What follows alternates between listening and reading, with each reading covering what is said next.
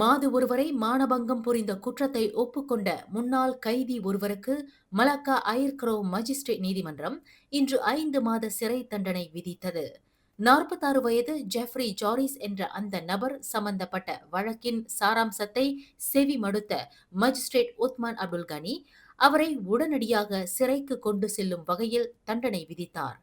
கடந்த அக்டோபர் மாதம் 6ஆம் தேதி காலை 11:50 மணியளவில் மலாக்காத்துங்காவில் அந்த நபர் 31 வயது மாதுவிடம் பலவந்தமாக நடந்து கொண்டதுடன் அவரை மானபங்கம் செய்ததாக குற்றச்சாட்டில் தெரிவிக்கப்பட்டது.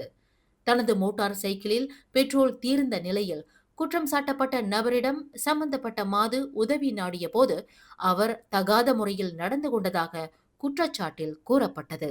மேலும் செய்திகளை தெரிந்து கொள்ள கீழே இருக்கும் பெல் பட்டனை அழுத்துங்கள். உங்கள் மகிழ்ச்சியை வெளிப்படுத்த லைக் மற்றும் ஷேர் செய்யுங்கள்.